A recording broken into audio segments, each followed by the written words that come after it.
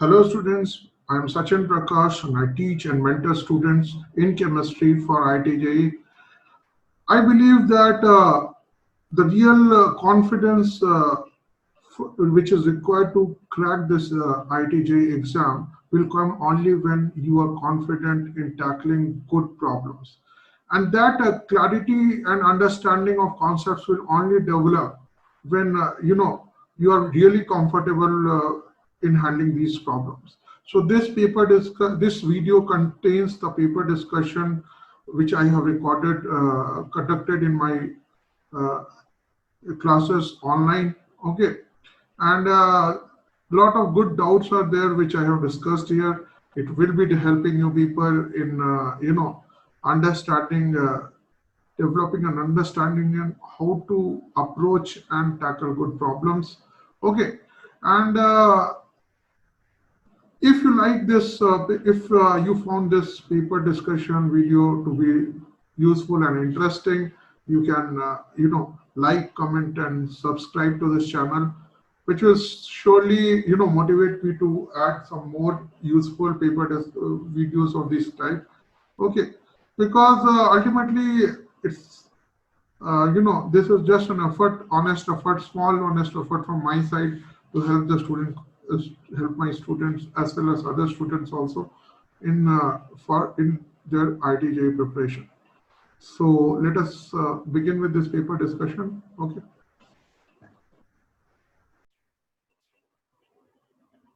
Okay, welcome to this WTA 7 paper discussion. Okay, and you see, this paper is related to thermochemistry only, and most of the questions are related to the bond energy calculations or heat of formation and heat of reaction.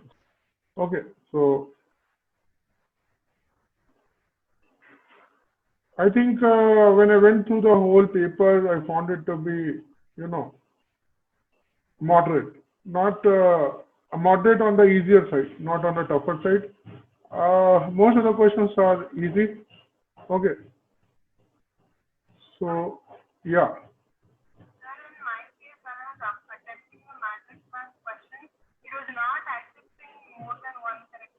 yeah, I can understand that point, but see, that is a technical flaw. We can't do anything about it. Okay, most probably, have you sent a screenshot to madam? Yeah, you should have sent. Okay, you send the screenshot because see, if there's a technical fault, then if you send the screenshot, they will work on it. Okay, if it happened, that glitch happened for a lot of people, might that question might get cancelled also. Okay, so let us start this paper discussion. Okay, because uh, we need to So I will be starting with the section 1, which is the integer answer type. Okay. So all questions will be having just integer values as answers. So 21 to 24, you can ask any doubt. 20? 21 is not a doubt to anyone. 21 is, okay, 1 minute. Okay, yeah, I will explain 21. Okay, so let me just, yeah. So first thing first, you have like 2.3 grams of organic compound and molecular mass is 46. Okay. When you have this case, this means that you have to find the number of moles first. Okay. So you see the number of moles will be what? 2.3 by 46. It will be 1 by 20 moles. Okay. Once you have found the number of moles, then the whole question becomes easy. Okay. Why? Because you see, this is done in a constant volume calorimeter setup. This means that whatever heat is released, it is released at constant volume. So this will be basically representing delta U. Okay. And see, they are asking heat of combustion at constant volume. So they are basically asking delta U. They are not asking delta H. Are you getting my point? Yes or no? Okay. So you see, the QV for this 1 by 20 moles is C into delta T. C is 2 and delta T is 27.225 minus 27 is 0.225. And the whole thing will be in kilojoules because C is given in kilojoules. So that will be like 0.45 kilojoules or 450 joules. Now you see for 1 by 20 moles, you are getting 450 joules of energy released. So for 1 mole, it will be 20 into 450. Because you will be multiplying this by 20, so multiply this by 20. Getting my point? Okay. So they are asking the answer in kilojoules. Okay. So answer is 9. Okay. So 21 is done. 22 is a doubt. Yeah, 22 should be a doubt. Right? It is a good question. See, as far as 21, I will consider it to be like easy only. I think most of the, see, it is an integer type of question. Okay. So the answer should be between 0 and 9 and it should be a positive integer only. Are you getting my point? If it was a numerical value question, then the answer would be minus 9. Getting my point? Sir, Yeah. delta U means it should be NCV delta T naught, sir. That is for, Now, see, one thing I am telling you, okay, the delta U is NCV delta T. This is used, but this is used when CV is given to you. CV is the molar specific heat capacity of the gas. Here nothing is mentioned about that. It is not even mentioned that the organic compound is a gas or not, let alone an ideal gas. Are you getting my point? Yeah. That thing, NCV delta T, is only valid for ideal gas. Okay. So after this, 22. Okay. So let me discuss 22. And 22, you have this thing is basically, starch or cellulose, you can assume anything. Okay. So basically, if I take 1 mole of this compound, what will be its molar mass?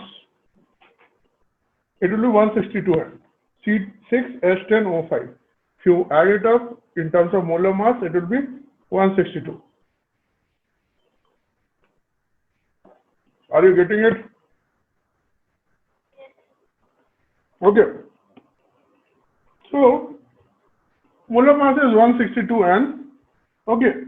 Now, it is given that 1 gram is giving 17.49 kilojoules. Okay, so what will be, so 1 mole is how many grams? 162 N grams. Are you getting my point?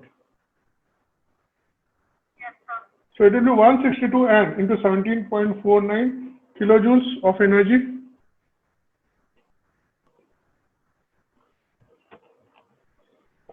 Okay, so that will be 2833.4 N kilojoules of energy. So that will be the energy given by 1 mole of this compound on complete combustion. And that will be the, the negative of this value will be the heat of combustion. So delta H combustion will be minus 2833.4 N kilojoules. Are you clear up to this point?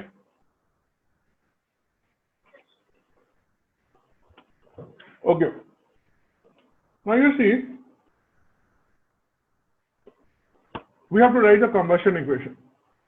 Okay. So you see, you have 6 carbons into N. So 6 N CO2 will be there. Okay. Getting my point? Similarly, you have 10 N hydrogen. So 5 N H2 will be there. And obviously, you can count the number of oxygen, but you see, oxygen won't be involved in the expression of delta H because heat of formation of oxygen will be 0. Are you getting my point? Technically, so I am taking it to be Z. You can technically also calculate that. Can you tell me what is the value of Z?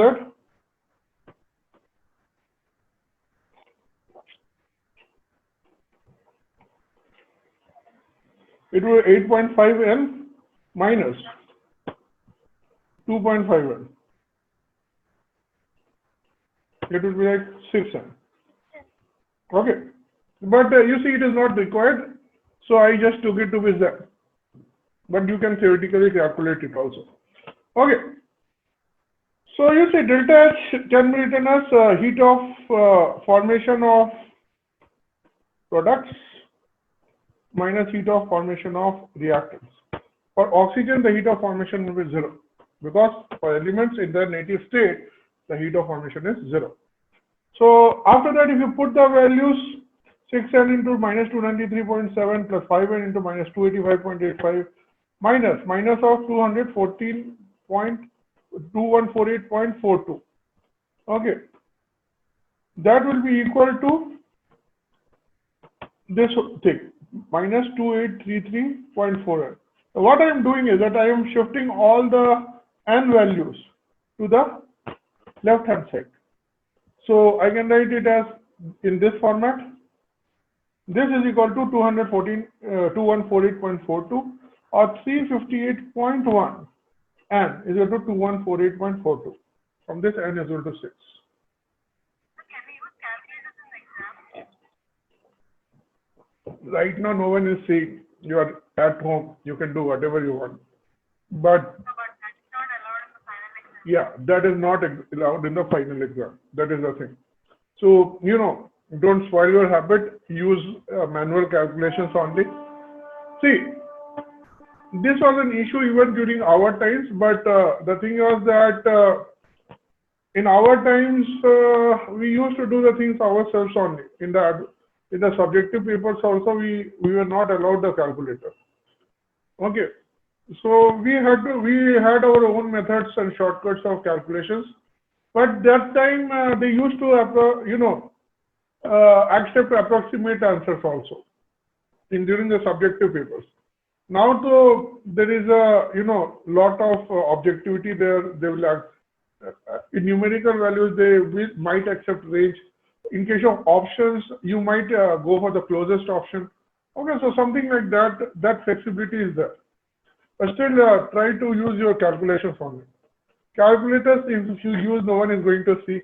Okay, but that was spoil your habit. Are you getting my point? Yeah.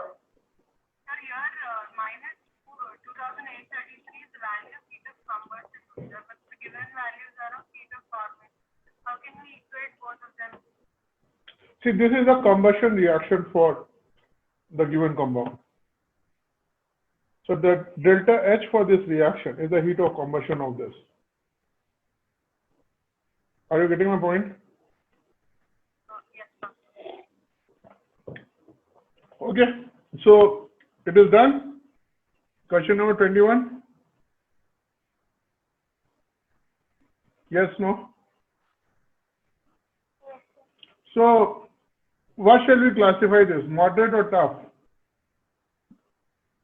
Because n is there, so you might find it a bit difficult. Till you write the equation, you won't get this. Huh? Yes? See, calculations are okay. I will go for you. Okay. I will consider this to be tough. Okay. I consider this to be tough because it looked tough. Not that it is a tough question, but if you look the first time, no, you will be seeing that n is there, whether you will get the value of n or not. So that is why I am doing it. Okay. But once you write the equation, it becomes easy. Okay. See, that is why I have been asked to, give the paper analysis, asking whether this, give the level of the paper. I always say the same thing. That see, if you ask me, every question is an easy question. So till I have not done the paper discussion and taken the feedback of the students, it's very difficult to say whether it is easy, tough, or moderate. So that's why I'm asking and I'm marking the questions also. 23 is a doubt, right? 20. In question paper, they have given that 10. Where? Which question? 10. So if they have given the power of, if they have given 10x, then the answer will be 10, actually. Do you have the screenshot? No, don't send it to me. Send it to Sirisha. Oh, send it to me also. Okay, I will mention it as a part of the thing. Okay.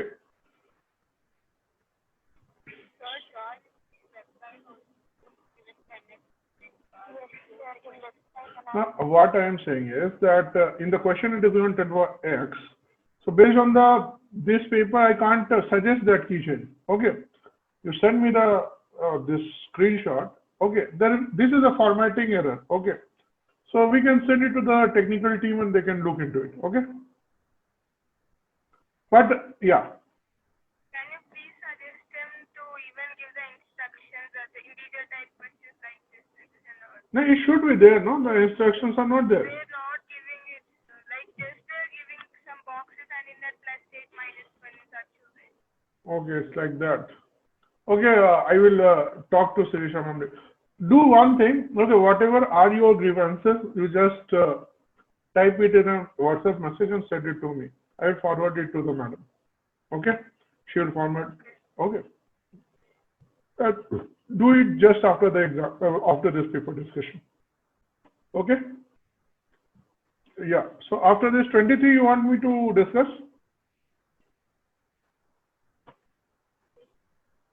Yes.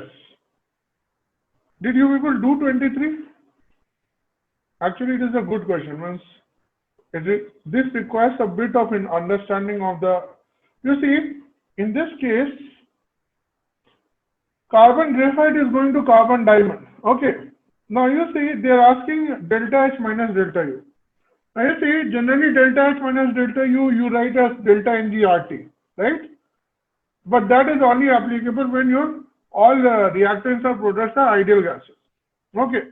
If they are not ideal gases, if even one of them is not ideal gases, then you cannot use delta NGRT. Are you getting my point? So in that case, what we use is the original definition that H is equal to U plus PV.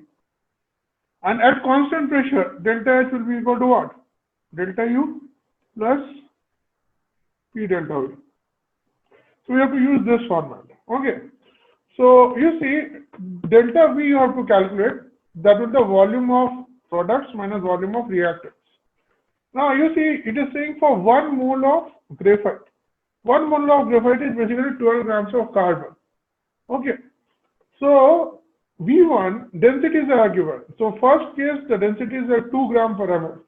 So V1 will be 6 ml and V2 will be 12 by 3, it will be 4 ml. Okay. So I can write delta H minus delta U is equal to P delta V. Now you see, P is given in kilobars. So 500 into 10 to the power 3 bars. It should be 500 actually. Okay. 500 into 10 to the power 3 bars. Okay. And volume is given in milliliters. So I can write it in 10 to the power minus 3 liters. Now why I am doing this? Because I know that 1 bar into 1 liter is equal to 100 joules. I intend to use this. So I can write 500 into 10 to the power 3 into 4 minus 6 into 10 to the power minus 3. It will be bar liter. It will be minus 1000 of bar liters. Minus 1000 will be minus 10 to the power 5 minus 10 to the power 5 joule per mole or minus 100 kilojoule per mole. Okay. So they are asking mod. So mod will be like plus 100 and that will be equal to 10 to the power 2. So X will be equal to 2. Are you getting my point?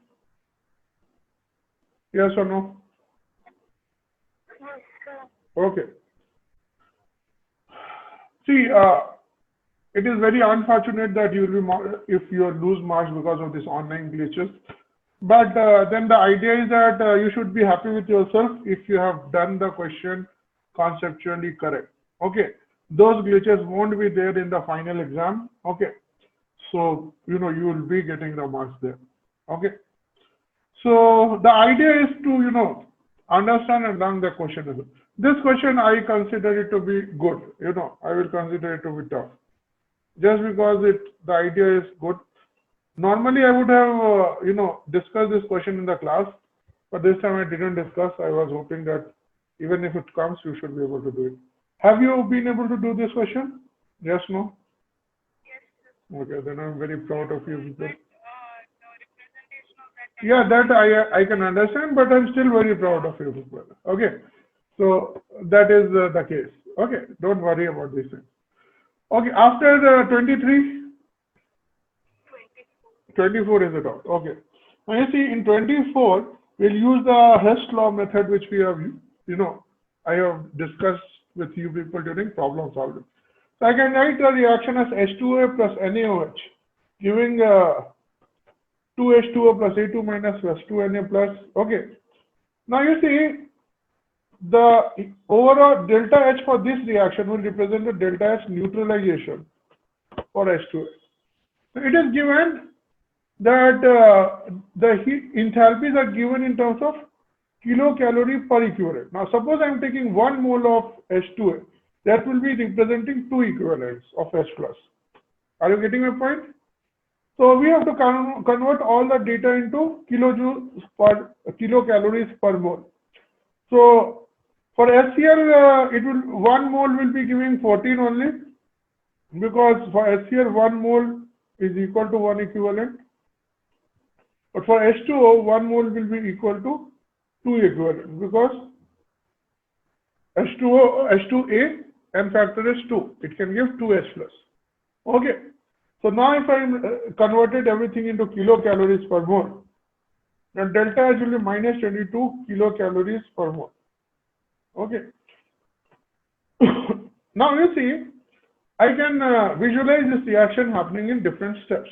So H2O is decomposing to give A2 minus and 2H plus, and NaOH is giving 2OH minus and 2Na plus, and then H plus and OH minus are giving 2H2. Okay. So you see, for delta H1 will be the ionization energy of H2A. Let us say it is X. For strong base, the ionization energy we will consider it to be 0. And this H plus plus OH minus giving H2O. There is the enthalpy of neutralization of strong acid versus strong base. So since 2 moles are there, so 2 into minus 14 into minus 28 kilocalorie per mole. So I can write delta H1, okay, plus delta H2, delta H is equal to delta H1 plus delta H2. Okay, so this is delta H, and this is delta H1, and this whole thing is delta H2. So if you are writing this, X will be equal to 6. Are you getting my point? Yes, no? Yes, sir. Okay. So this I will consider to be easy, because I have discussed similar type of questions in the class also. We have in fact done better questions on this, right? We discussed weak acid, weak base enthalpy of neutralization also. So this I am considering easy, or at least moderate, so I will give to you. Okay. After 25 is a doubt? Okay. Okay, let me just, even if it is a doubt for some people, I will discuss it. Okay. Now you see, in 25, you write the formation equation for AB. That will be half A2 plus half B2 giving AB. Okay. Use the Hess law of constant heat summation extensively in the whole thermochemistry. That will give you clarity as well as understanding on what is actually happening in the question. Where are you using which data? Is that clear? This Hess law is so useful that it can be used in to break down any complicated processes into lot of simple processes. Okay. So you see, it is given that the bond energies for A2, AB and B2 are in the ratio of 1:1:0.5. So let us say that B2 is X, then AB will be 2X and A2 will also be 2X. So that I have written here. Now I can visualize, yes.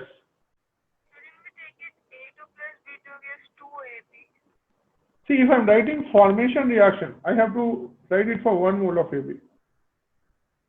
Okay. This I have given in the notes also. Okay. So formation reaction is always written for 1 mole of the substance. Okay. So that is why half A2 plus half B2. Okay. If you write 2AB, then you have to multiply this heat of formation by 2.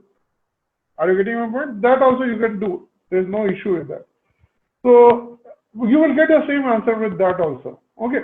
So you see, I'm writing half A2 is giving A, half B2 is giving B, and A plus B is giving AB. delta H1, delta H2, and delta H3. Delta H1, you are dissociating a bond. Okay, and half moles of A bond, so half into bond energy of AA. Delta H2 half into bond energy of BB.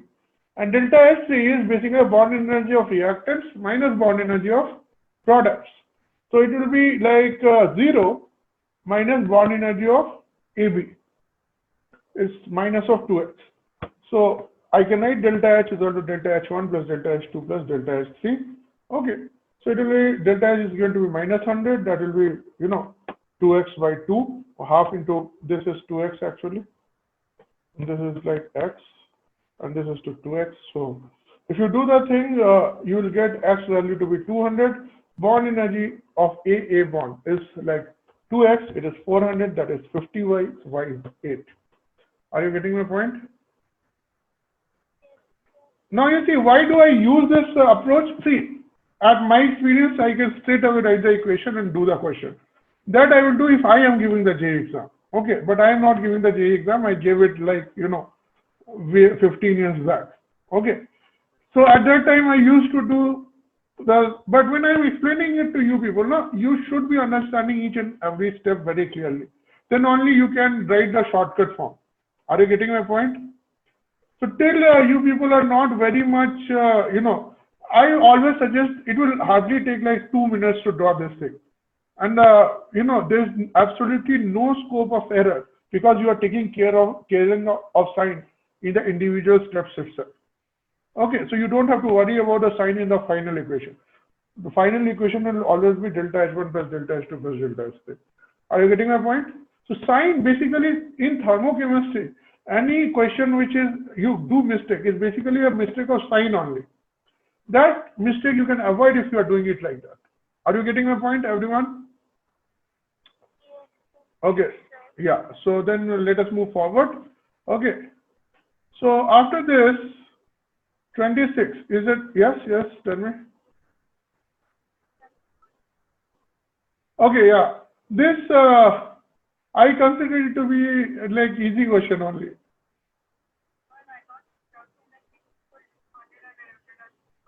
Yeah, that is what you call as, misleading error. Means you got the answer correctly, but, you didn't, that happens. Sometimes, we solve the whole question and they're asking the incorrect statement instead of the correct one.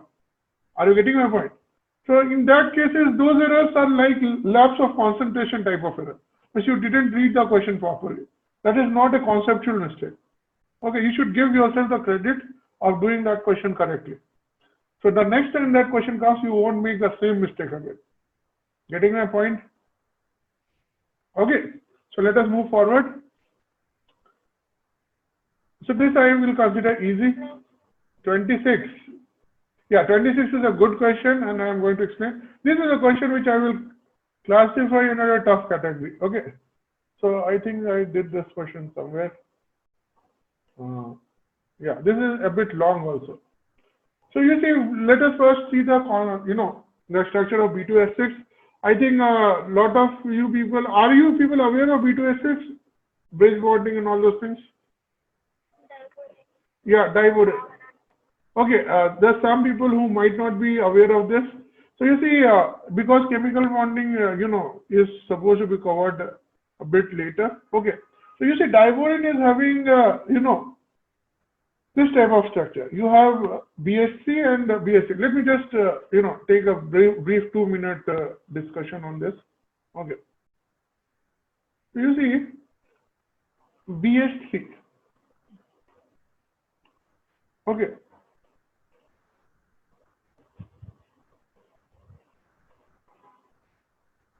Now you see, boron is what you call, if you are having boron is having, if boron makes a compound, then it is only having 3 unpaired electrons. So it can only form 3 covalent bonds. So essentially it is a electron deficient, it will form electron deficient compound. Are you getting my point? Yes or no? Okay. So you see, so BH3 will be electron deficient and it won't be happy with itself because it is not stable. So what BH3 does is that it calls another BH3 molecule and it says that okay, till we don't get a stability from some other lone pair, let us just I will give you your bonding pair of electrons and you give me my bonding pair of electrons. Okay, so what happens is that the middle two of the BH bonds share their bonding pair of electrons with another boron atom. Okay, now this gives rise to what we call as bridge bonding. We write it like this. Okay.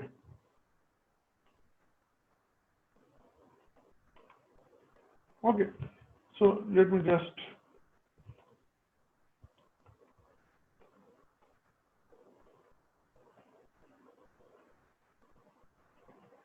okay, we write it like this. The representation is like this. Now you see normal BH bond. Okay. A normal covalent bond, like carbon-oxygen bond. It is a two-center, two-electron bond. Because the bond is between two atoms, two nuclei, and it is formed by the sharing of two electrons. Okay. But this is a special case where you have three centers, 1, 2, and 3. And you have only two electrons between them. So this bridge bond, this is known as bridge bond. And in case of B2S6, it is a three-center, two-electron bond. Are you getting my point? Yes or no? Because this BH covalent bond is shared with this also. So even though I have drawn two bonds, it is basically represent one single electron pair. Okay, so it is something like this. This whole thing, the two electrons are shared between three centers. So it is a three-center, two-electron bond. So since it is looking like a banana, they also call it as a banana bond or a bean bond. Okay, so this is the concept. I will discuss the bridge bonding in a detailed way in chemical bonding whenever it comes. I think they will start it after the ionic equilibrium. But if you are having some basic idea, we can do the work from it. So you see a three-centered two-electron bond. Okay, will be different from a two-centered. This is a two-centered two-electron bond. Okay. So B2S6 contains two types of boron-hydrogen bond. Okay, one is bridge bond and another is terminal bond. Terminal bond is a two-center, two-electron bond, while the bridge bond is a three-center, two-electron. So how many bridge bond it is having? Number of bridge bonds is equal to number of bridge hydrogens. Are you getting my point? Yes or no? Okay. Acha, tell me one thing. Three-centered two-electron bond and two-centered two-electron bond. Which will be more stable? Which will have higher bond energy? Why?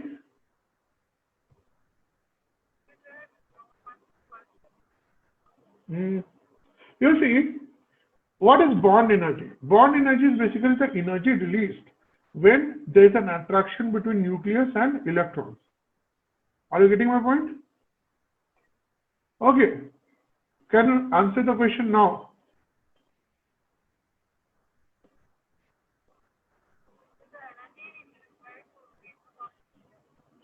No. You see, when you have three centers and you have two electrons, there is more attraction towards on the electron. Are you getting my point?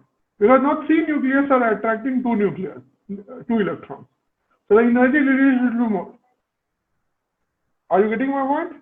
So always remember, bond energy for a three-centered two-electron bond will be always greater than bond energy for a two-centered two-electron bond. Are you getting my point?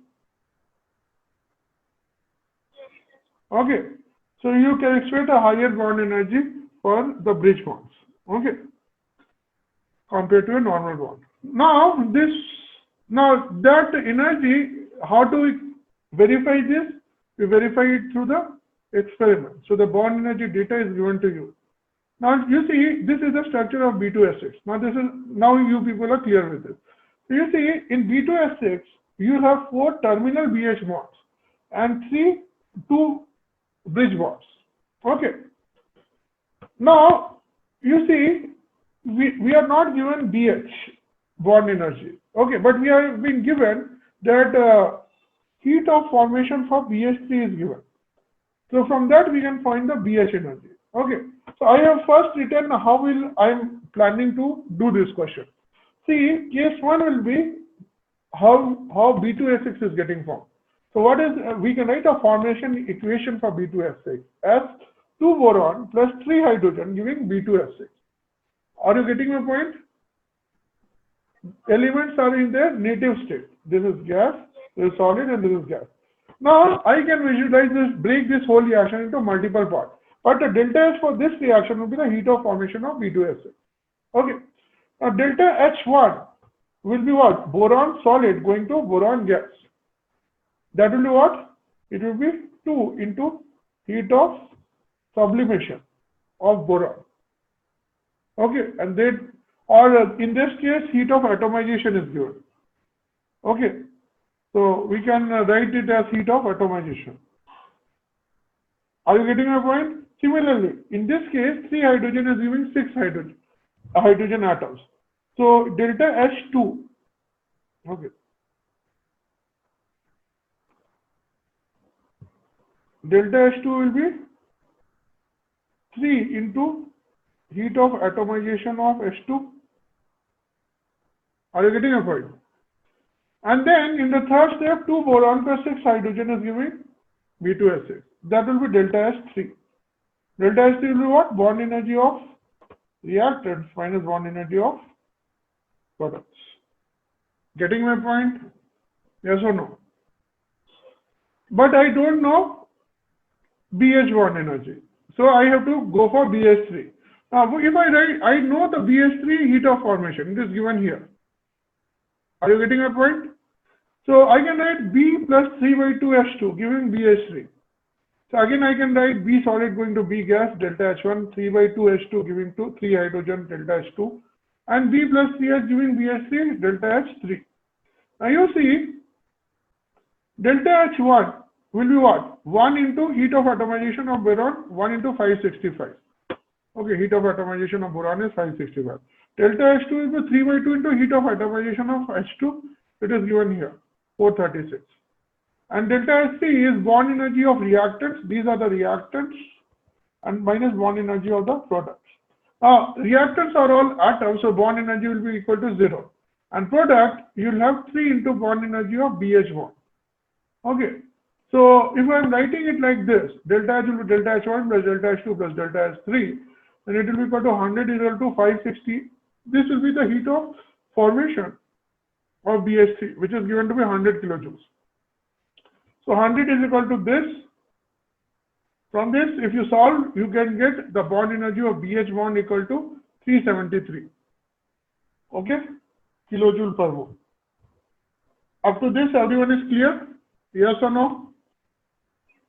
Okay. Now, if you are clear, then we can move forward.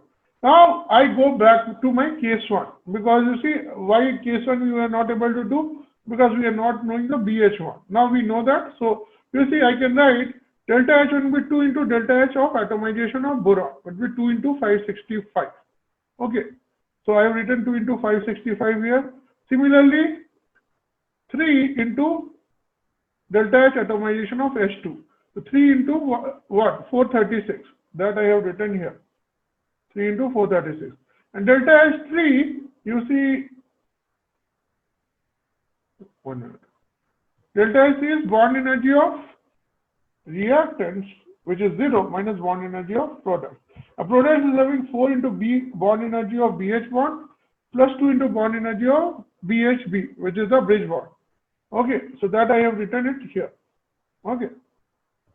So once I have written these things here, then let us say that the bond energy of BHB bond is Y. Okay. Then I can write it as 4 into minus 373 plus 2y. Okay. And delta H1 and delta H2 I have put it here. So and the overall delta H formation will be is 36, which is the enthalpy of the formation reaction. enthalpy change for the formation reaction. 36 is equal to this whole thing. So if you do the math, Y will come out to be 455 kilojoule per mole. But they are asking in terms of 4.55 into 10 power x joule. If I write it in that format, the value of x will come out to be 5. Are you getting my point? Okay, so anyone who got this question correct? Yes, no? I think no. Okay, it's okay. But you see, the question is not very tough. The only thing is you might not be knowing this question because of the not knowing the structure of B2S6. But this is not a tough question, but it is surely a lengthy question. Okay. So that is why, I will be classifying it as tough. Okay. Now you see, right now, okay, let us move forward first. 27. 27. Okay, let me check. 27. Yeah, this is 27. So you write the change. You see, it is saying that 1 gram atom of beta sulfur is going to alpha sulfur. Sulfur in its beta form is going to sulfur in its alpha form. And delta H is 82 calorie per mole.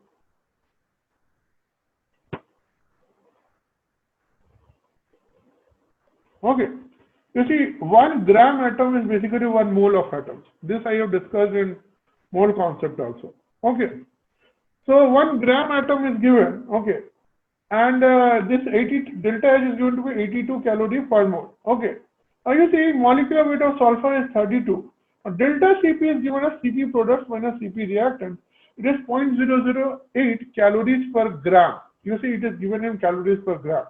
So you have to convert it into calories per mole. Now that mole means 32 grams. So you have to multiply this whole thing by 32 to get it in calories per mole. Are you getting my point? Okay. So you need to convert it into delta Cp in terms of calories per mole. Now once you have done this, you have to use what we call as the Kirchhoff's equation. Yes. See, alpha and beta sulfur are basically the, like allotropic forms of sulfur. We'll be discussing it in the, like rhombic sulfur and monoclinic sulfur. One is like alpha and another is beta. Are you getting my point?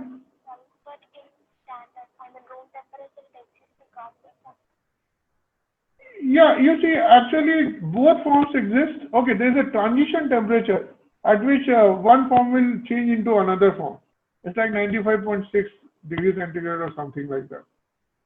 Are you getting a point? Okay. It's like, you see, carbon is existing in form of graphite and diamond both at the room temperature. Are you getting my point? At room temperature, diamond exists.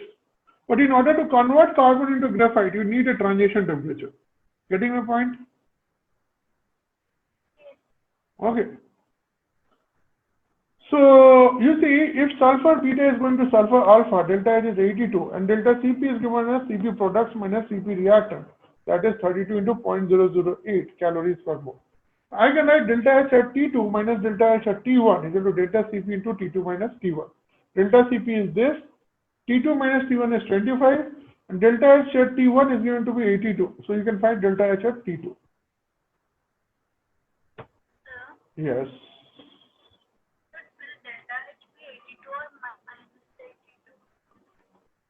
Okay, delta H, it is saying that the heat evolved. Yeah, it should be minus. Yes. That you are right. So if it is minus, so it will be like X minus, like minus of 82. 1 minute. Huh?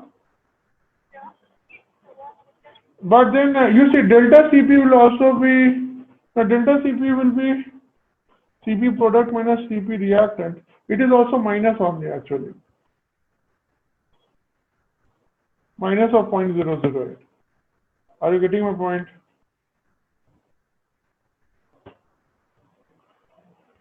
So it is like minus of 6.5. Okay. So x will be like minus of 88.4. That is equal to 22x. So you see, since they are talking at heat evolved, it will be still equal to, it will be minus 22 of x. X will be 4. Okay. Are you getting my point? Because you see, it was heat evolved, so I took delta Cp to be, like the magnitude directly. But we should take care of the sign also. Are you getting my point? So x will be 4. Okay, they're asking approximate value in integer form, so it will be approximately 4 only. Okay, so 27, I will moderate or tough. Okay. 28 is easy. It should not be tough. 29 is easy. Yeah, 28, 10. Like I was just supposed to understand whether it is hydration or it was not very clear. Yes. You know, it is like not Yeah, what is not visible? one of the previous questions also. What means? That actually giving the delta H atomization combustion, so we were unable to see clearly whether it is atomization. You can't zoom the page. It was blurred, sir. Like everything was mixed in it. We cannot understand what they are. Okay, so It was like barcodes written on it. okay, then later did you take the snapshot? No, Yeah. So from here onwards, make it a habit. Wherever you see a glitch, take a snapshot, keep it with you. After paper discussion, send it to me for my subject. Okay, and I will forward it to the concerned people. Okay, so that they can take care of it. Okay, that is supposed to. Okay, so don't worry about this thing. Okay, so yeah, you can send it to me after the paper discussion. Okay. So but conceptually in 28 there is no difficulty. Yeah, this is easy. It's okay. You see, I told you people that what I am interested in is whether you understand and you were able to arrive at the answer or not. Okay. So if it is there, you should have that inner confidence that yeah, you know your stuff. Okay. Right now, whatever marks you are getting, it is okay. I am judging you people solely on the basis of whether you are able to do the chemistry part correct or not. Even if you are losing marks on calculation, it's okay. You're not losing it because you didn't know the concept clearly. It's not like that. Okay. So the calculations can be, prevented. Calculation mistakes can be avoided, but conceptual mistakes has to be corrected actually. Okay. So that is the focus of my entire paper discussion. So after this 29 is not a doubt. Okay, so it is an easy if it is not a doubt. Okay, 30, not a doubt.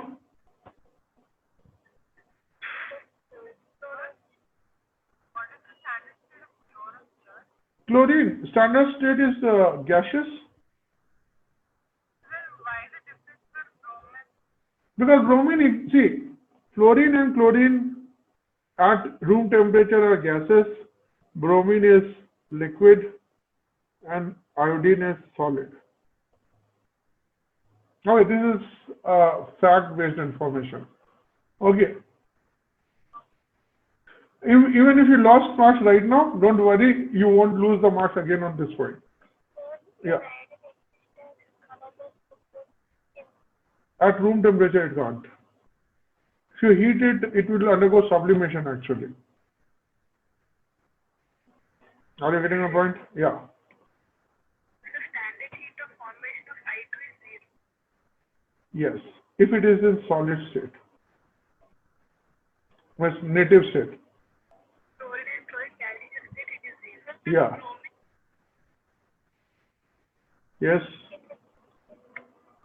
See, whatever exists at room temperature in their native state, elements, that will be heat of formation equal to 0. That is the reference which we take, so that we can do other calculations. Are you getting my point?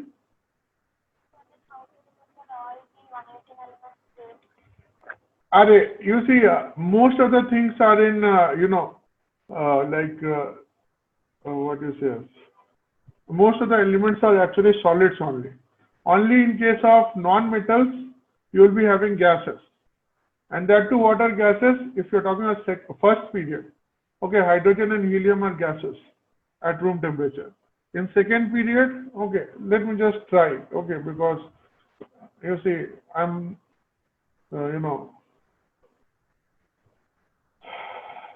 let us try, okay.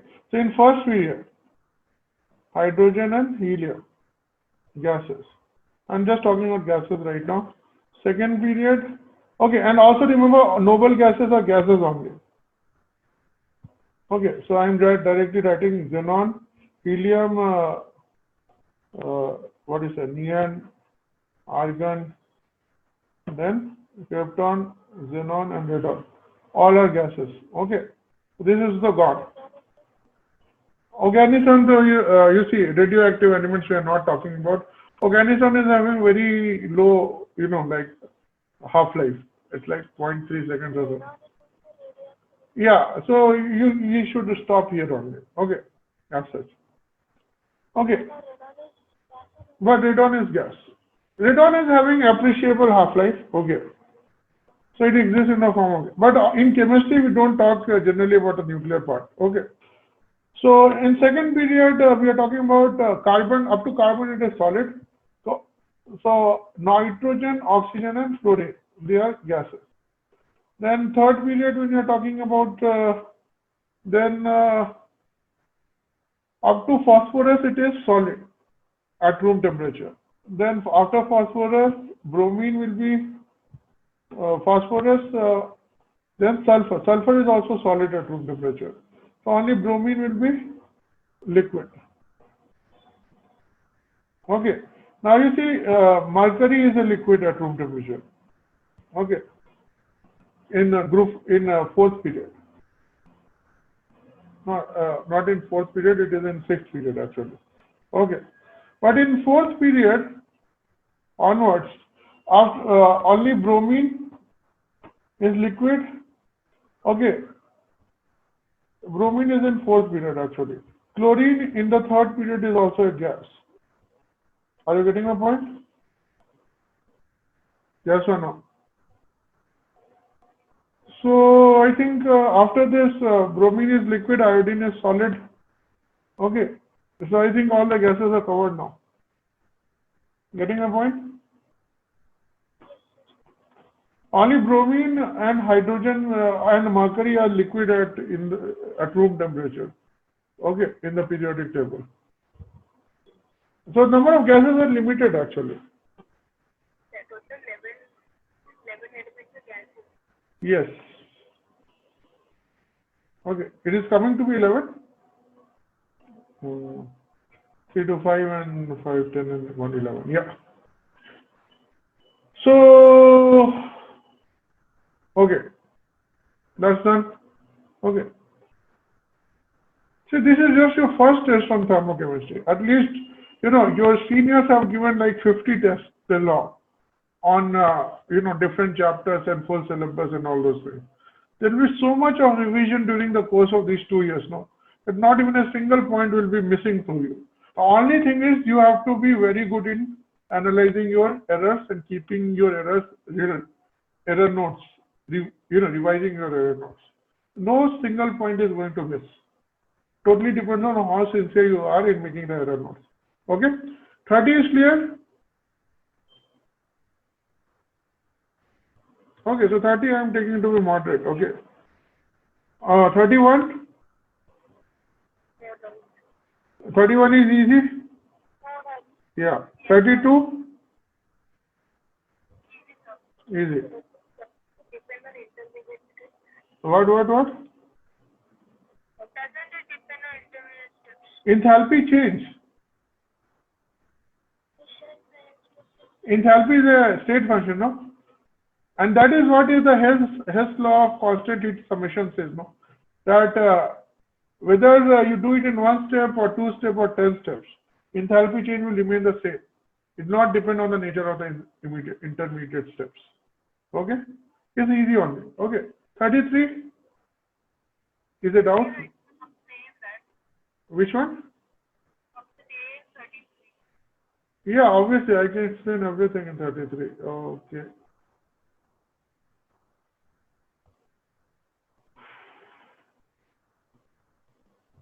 Okay. Okay, 33 I have done it here only. Okay. You see, I have given you the detailed way of doing that, but then I told you that delta H neutralization for a reaction between a weak acid or weak base and a strong acid or strong base will be delta H, sigma of delta H ionization minus delta H neutralization of strong acid, strong base. This I have given. And we have discussed how to do this also. Are you clear with this formula? Okay, so you see, for it is given that for weak acid, strong base, it is minus 50. Okay, so you see, let us say that a weak acid is having ionization energy X, then X minus 57.4. Here it is not taking 57.3, they are taking 57.4. Okay, so we go with that value only. So X minus 57.4 is equal to minus 50. So X will come out to be 7.4. Second case, you are having weak acid and weak base. This means both ionization energies of X and Y, acid as well as weak base, both will be considered. So X plus Y minus 57.4 is given minus 41.4. So you know X, so you can find out Y. Y will be 8.6. Are you getting my point? Yeah. So this I will consider to be a moderate question because I have discussed this question in the class. This type of question. Okay? Are you getting this? Yes or no? Yes, sir. Okay. So after this, 34, 35, 36, 37.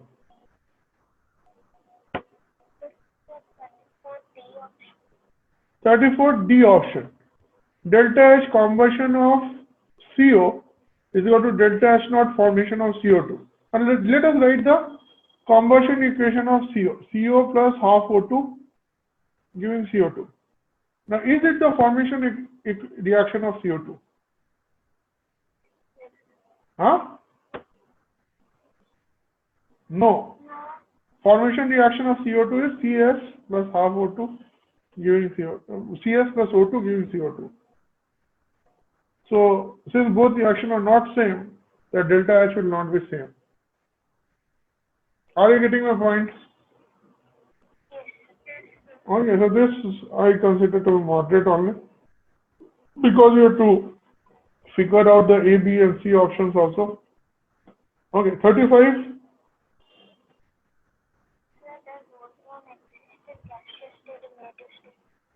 See, ozone, when we talk about an native state of an element, we talk about its most stable allotrope. Are you getting my point? So you see, the most stable allotrope we take for oxygen, we take that most stable allotrope to be actually O2, not O3. Okay, for carbon, we take it to be graphite, not diamond. Okay, are you getting my point? But they have given ozone in gaseous state. Yeah, but ozone exists in gaseous state only, no? But we take O2 in gaseous state to be the native state of oxygen. Okay. So 35 is done. 36. So 35 is like, let us say, moderate. 36. 36 is easy. 37 is a doubt. 37 is a doubt? Okay.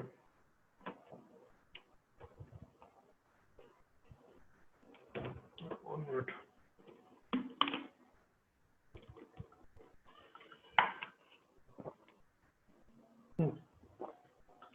So 37. 37 was the first question which I thought of doing. Okay, you see, You have alkane, alkene, and alkyne with same number of carbon atoms. So you have to use a general formula of alkane, alkene, and alkyne.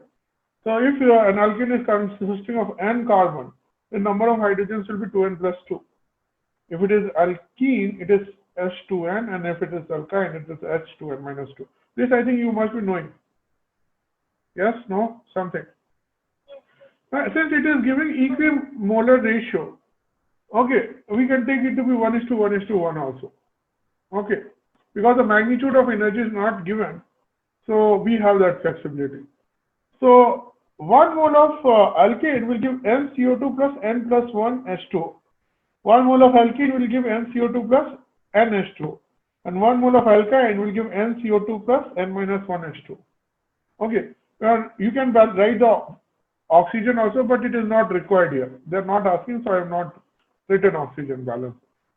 Now you see NCO2. So what will, if I am taking 1 mole each of alkane, alkene, and alkyne, then you will be getting 3n moles of CO2, right? And if you sum up the hydrogen, water also, you will get 3n only. N plus 1 plus N plus N minus 1. So you see the moles of CO2 and moles of H2 will always be equal for any value of N. Are you getting my point? Valid for all N. Okay, but remember one point, that the value for alkenes and alkynes to exist, the value of N should be greater than equal to 2. For single carbon, you cannot have alkene or alkyne. You must have more than 2. So any value greater than 2 and it is an integer. Okay, actually no, it's the whole number. Then it will be correct. Are you getting my point? The answer will be 3 and 4. Okay, so this I will consider to be tough or moderate. Okay. Okay, so in this type of question, if you think only, no, then only you can do this. Just by looking at the question, the answer won't strike actually. Okay, so after this 38, yes. Yeah, we will have to extend it for few time. Okay, don't worry. You don't have a paper discussion right now, no, in maths? Then just in 15 minutes we'll be able to finish it. Then you can join. Okay. Just let us finish it. Okay. So after this 38, in 38, you see in 38, you see I have told you that if you have a theoretical value and an actual value is determined through Bohm calorimeter experiment, and theoretical values of Bohm are determined through Bohm energy. So if the theoretical and actual values are not matching, that is a case of resonance. So you have to check in which case resonance is possible. Now first is an alkane. Yeah? What? We have discussed resonance energy, no? Okay. So in this case, option C is like this 1, 1, 2, 3, 4. Something like 1, 4. So here also resonance is not possible. In case of 1,3-butadiene, it is a conjugated system, so resonance is there. And in case of N2O, we have already done this question. Resonance is there. You can write it like this. Okay. So answer will be B and D. Getting my point? Okay. So this is a moderate question actually. Okay. Now let us just finish it because we can do it very fast now because these are easy questions. 39, any doubt? No, means A, B, C, D. Which option? C. What is Troughton equation? Troughton's rule is basically meant for liquids only. They say that enthalpy of vaporization of a liquid, entropy of vaporization of a liquid, entropy change, it is equal to delta H vaporization by T vaporization. And that value was found to be close to 10 to the power 0.5 R. So R is the universal gas constant for most of the liquids. Okay. So this is an empirical formula. Okay. This is the Troughton's rule. Troughton's rule, I have not discussed. Actually, it is a fact-based thing. So, I have discussed or not discussed? I think Troughton's rule I have discussed. Somewhere I must have discussed. I remember discussing Troughton's rule. Even if I have not discussed, just remember it right now. Okay. It's not a very big thing. It's just a form, fact-based thing. Are you getting my point? Okay. So this I will consider under moderate because you might not be knowing the Troughton's rule. Okay. 1 minute. Just 1 minute. Question number 40.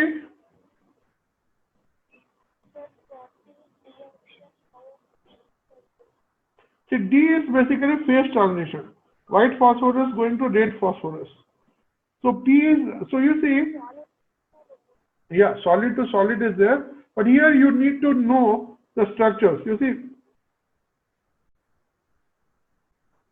red phosphorus exists as isolated tetrahedral units. Okay, so it is of this type of form. This. Okay, it exists as isolated tetrahedral units. Okay, held together by van der Waals forces of attraction. But when you're talking about red phosphorus, this is white phosphorus. When you're talking about red phosphorus, it exists in form of a polymeric structure. What will happen? That this bond you break it, and this will form network with another. So it exists like this.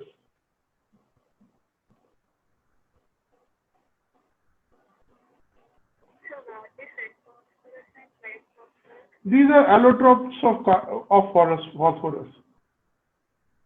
Okay. So you see, since red phosphorus is having like a polymeric structure. Okay. So again, you can write it like this. Again, you can write it like this.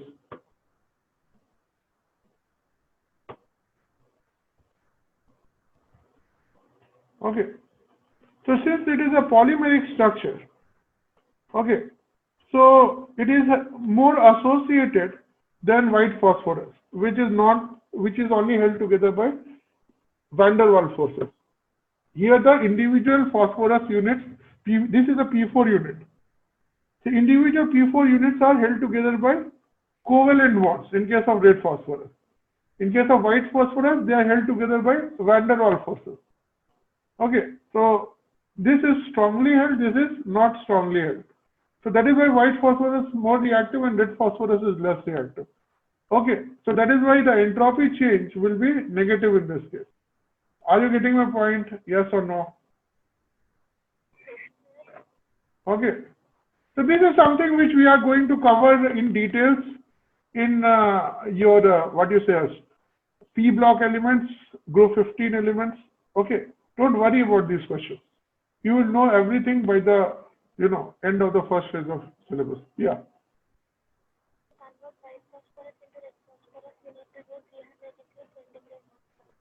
Yes. Yes. Then why not delta H, see, that heat is the energy, activation is for activation energy. After that, you see the bond formation is taking place, okay, between the individual P4 units. So, heat will also be released when this covalent bond is formed. So, overall delta H will be like negative for the reaction. See, temperature requirement is because activation energy is required to make the things happen. Are you getting my point? That is required for any reaction. Even if you see H2 plus half O2 giving H2O, okay, or C plus O2 giving CO2. These reactions, say you are burning carbon, don't you have to, does it burn automatically? Or you have to light, give a spark. You have to give a spark. So that spark is basically representing high temperature, no? That high temperature is required to actually start the reaction. But once the reaction is started and it is exothermic, energy will be released automatically. Are you getting my point? Yes or no? Okay, so this is the case. Are you clear with this? Yes or no? Phase transition is meaning, you see, phase transition means that either it is changing from solid to liquid or solid to gas or liquid to gas. Okay. Or it is changing between two solid phases, like solid alpha to sulfur beta. It is also a phase transition only. Are you getting my point?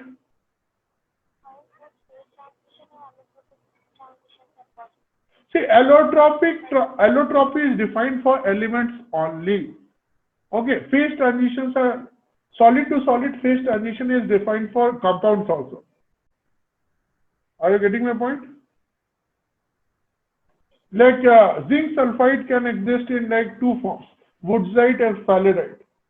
Okay, so if woodsite forms gets converted into sphalerite form, okay, because sphalerite is having like a CCP structure, woodsite is having like a SCP structure. Okay, right now it is not required. So woodsite, zinc sulfide, sphalerite. This will be also a phase transition.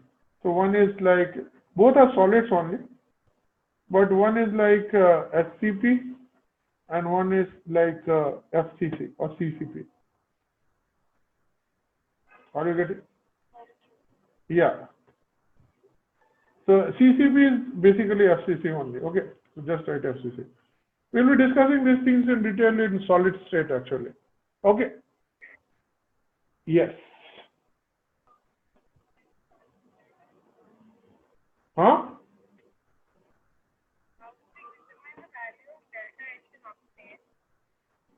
See, it is going from solid to gas. So randomness is increasing, no? Gases are more free to move anywhere. So, or you can always, you are asking delta S or delta H? Okay. See, when you are talking of CO2 solid, then the molecules are, bound together by van der Waals forces of larger scale. When you are converting it into gas, the molecules are, away from each other. So randomness is again, what you say, increasing. So delta H will be positive, but you are talking delta H. And in order to convert solid into gas, you have to give energy actually, in all cases. Okay. Then only those bonds will break. Yeah.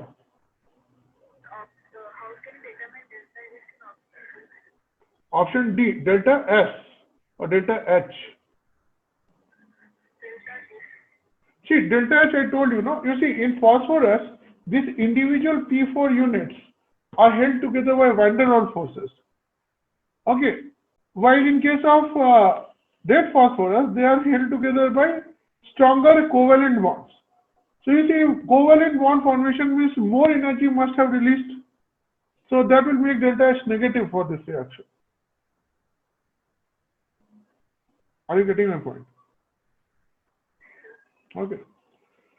So I guess with this, all doubts are clear. Yeah, tell me.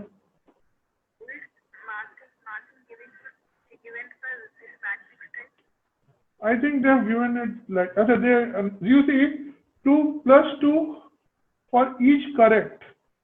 0 if not attempted and -1 if it is unattempted.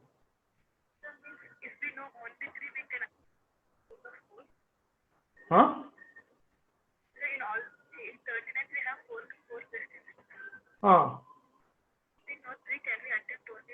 Yes. Each question is an isolated question. So you can get 6. Yeah. Okay, yeah. This I will consider it to be tough. There are certain things which you are not knowing right now. Okay. So that is why. Yeah. You said you were asked to about this big portion, periodic properties or chemically. Yeah, so it is chemical equilibrium only. I have the confirmation right now. Okay. Okay. Can we start with some material? Can you start? Problems from this material, the chemical equilibrium. yeah, I will share the things today.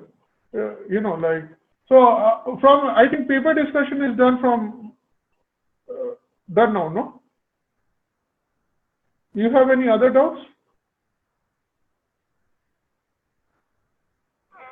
So, you see, my overall overview of this paper is that it's a moderate paper only. Okay. So, I think you must have done well. Okay. There might be some questions which you are not knowing because of facts or something like that.